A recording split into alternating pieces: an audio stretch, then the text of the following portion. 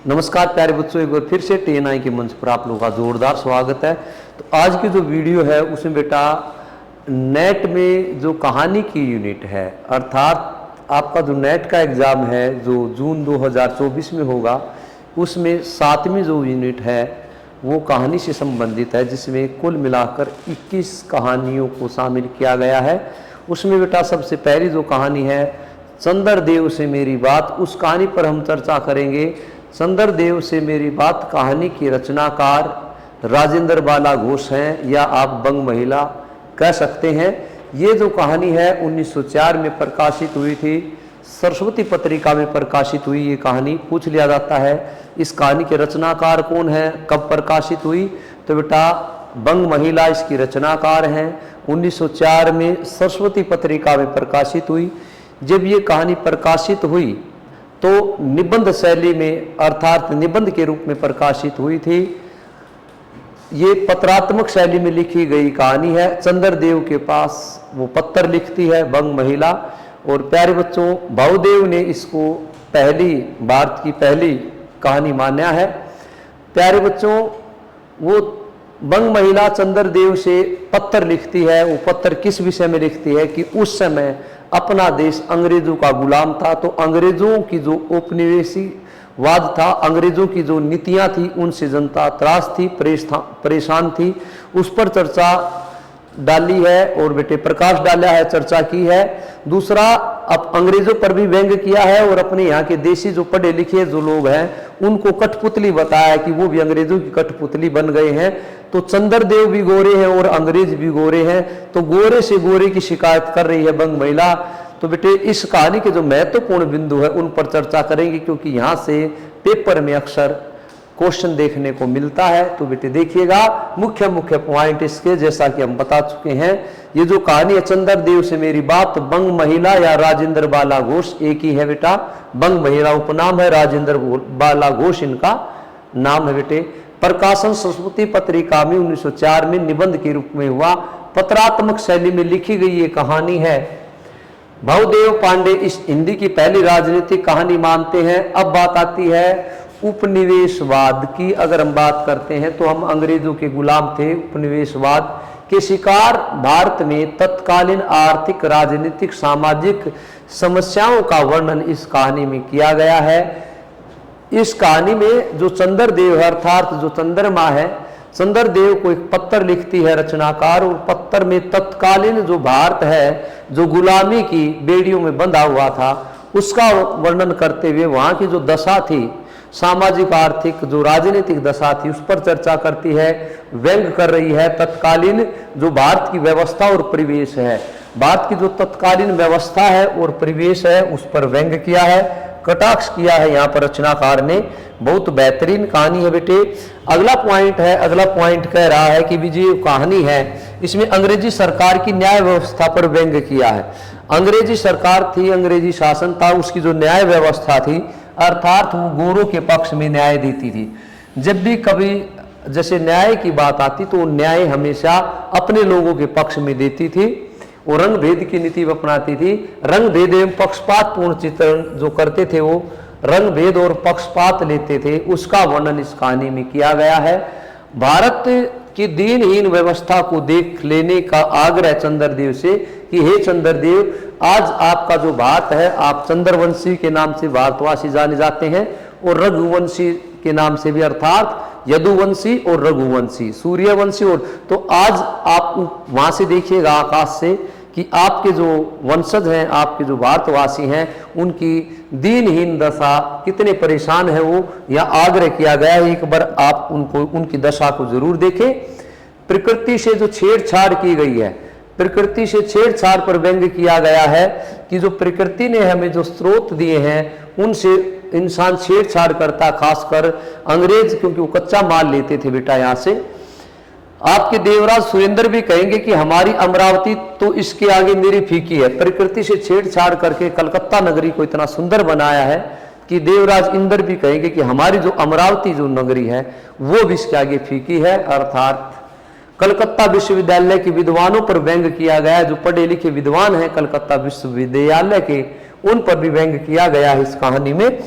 आगे अगर हम चर्चा करते हैं तो देखो बेटे, इसके जो प्रमुख बिंदु हैं, भगवान चंद्रदेव क्षमा कीजिए, हे भगवान चंद्रदेव, यहां से पत्र लिखती है रचनाकार या कहानीकार, हे चंद्रदेव क्षमा कीजिएगा, आप तो अमर हैं, आपको मृत्यु कहां, तब परलोक बनाना कैसा, जब आप अमर हैं, आपको आपकी मृत्यु होनी नहीं है, तो फिर परलोक की बात कैसी, क्योंकि परलोक इंसान के लिए होता है।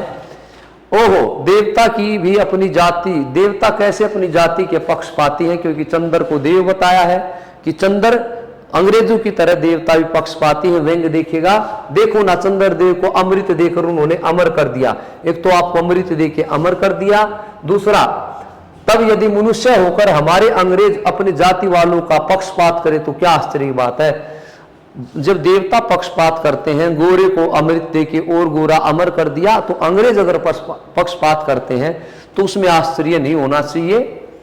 अच्छा, यदि आपको अंग्रेज जाति की सेवा करना स्वीकार हो तो एक एप्लीकेशन है, अगर आप भी इन अंग्रेजों की सेवा करना चाहते हैं जैसे सभी भारतीय करना चाहते हैं, तो एक एप्लीकेशन है, एक निवेदन है मेरा, हमारे आधुनिक भारत, अपना जो आधुनिक भारत है उसके प्रभु लॉर्ड कर्जन है, लॉर्ड कर्जन ने 1905 में बंगाल विभाजन किया था, तो बेटे काफी जनता उस समय परेशान थी, बिल्कुल अति आ रखी थी, तो लॉर्ड कर्जन है इस धरती के पास, वो यहाँ राजा है, तो के पास भेज देवे आप, मतलब अगर आप आना चाहते हैं तो लॉर्ड कर्जन के यहाँ, क्योंकि आप अधम भारतवासियों के भांति, जो अभाग्य भारतवासी हैं उनके भांति कृष्णांग तो है, कृष्ण आपका भी अंग जो हो थोड़ा हा काला है, क्योंकि चांद में भी है दाग, सुना होगा आपने, तो जो आपकी अच्छी नौकरी देने में उसकी गोरांग की जो अच्छी जो नौकरी मिलती, क्योंकि वहां जब नौकरी दी जाती थी तो रंग भेद नीति के कारण दी जाती थी,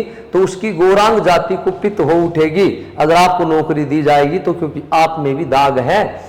मैं विश्वास करती हूं कि जब आप लॉर्ड कर्जन हमारे भारत के स्थायी भाग्य विधाता बन के आवेंगे, तब आपको किसी कमीशन या मेंबर तो नहीं, पर किसी मिशन में भर्ती जरूर कर लेंगे, किसी कमीशन, कोई कमीशन है उसका मेंबर नहीं बनाएंगे, लेकिन कहीं मिशन पे जाना है, मिशन मतलब समझ गए बेटे, मिशन का मतलब लड़ाई पे जाना, तो वहां आपको भर्ती जरूर कर लेंगे, क्योंकि लॉर्ड कर्जन को कमीशन और मिशन दोनों ही अत्यंत प्रिय है।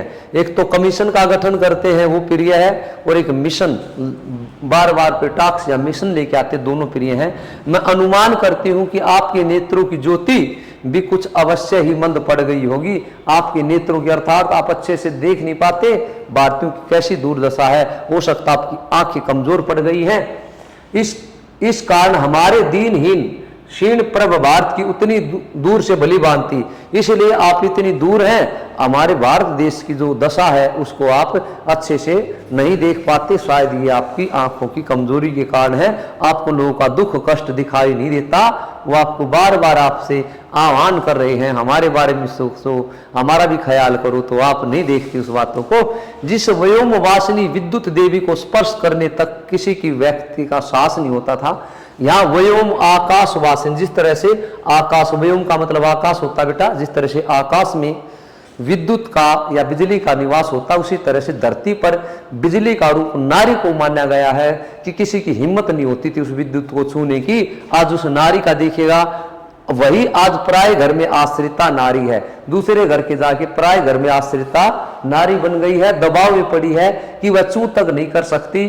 क्या करे बेचारी के भाग्य में विधाता ने दास वृत्ति ही लिखी है।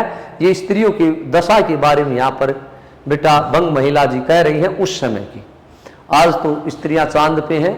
अब भारत में न तो आपके और न ही आपके स्वामी भुवन भास्कर सूर्य महाशय के वंशधर, आपके वंशज है यहाँ पर यदुवंशी है और रघुवंशी है, तो दोनों जो आपके वंशज है उनका साम्राज्य यहाँ पर खत्म हो चुका है, क्योंकि यहाँ साम्राज्य किसका है, यहाँ साम्राज्य अंग्रेजों का है। तो अब तो आप लोगों के अज्ञात एक अन्य द्वीपवासी, ये द्वीप है वो दूसरे यूरोप के थे, यूरोप द्वीप के थे, उनका साम्राज्य है। अब एशिया वालों का साम्राज्य यहाँ पर नहीं है।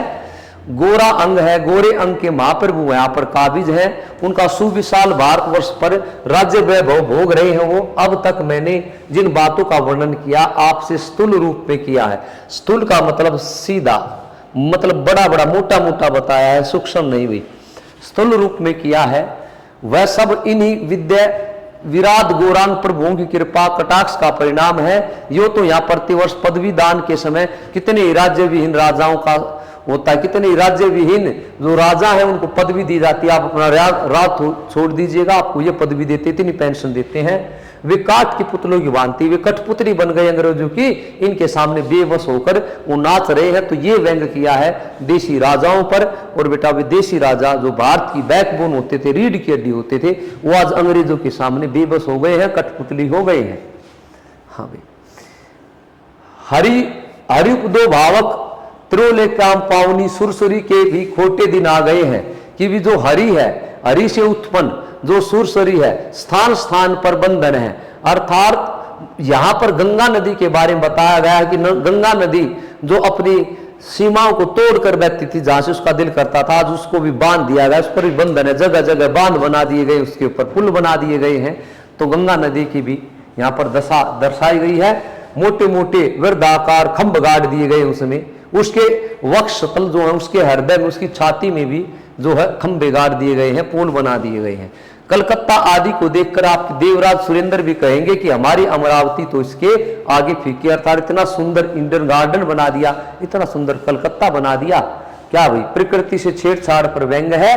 तो भ्रमण करने को आए तो आप अपनी फैमिली डॉक्टर, अगर आप यहाँ आपका विचार बनता है तो भ्रमण करने अगर आप आओगे तो आप अपने फैमिली डॉक्टर धन्वंतरी को साथ में लेके आए। महाभाष्य और देवताओं के चीफ जस्टिस चित्रगुप्त जी को साथ अवश्य लाए। आशा है कि धन्वंतरी महाशय या के अंग्रेजी डॉक्टरों से सन्निकट चिकित्सक संबंधी कुछ शिक्षा, अर्थात अंग्रेजी अलग शिक्षा थी, यहाँ पर बेटा वैद्य थे, अर्थात आयुर्वेद की इलाज था, औषधि थी। लेकिन यहाँ बात अंग्रेजी शिक्षा वो भी सीख लेंगे थोड़ी। तो चित्रगुप्त महाराज अपने यहाँ की दंड विधि कानून को बहुत कुछ सुधार सकते हैं। अंग्रेजी डॉक्टर ब्रिटिश न्याय के बारे में यहाँ पर बताया है। तो बेटे ये आपकी जो महत्वपूर्ण कहानी चंद्रदेव से मेरी बात वो पूरी हुई। इस कहानी को अच्छे से देख लेना, पेपर में पूछा जाता है, महत्वपूर्ण बिंदु मैंने करा दिए।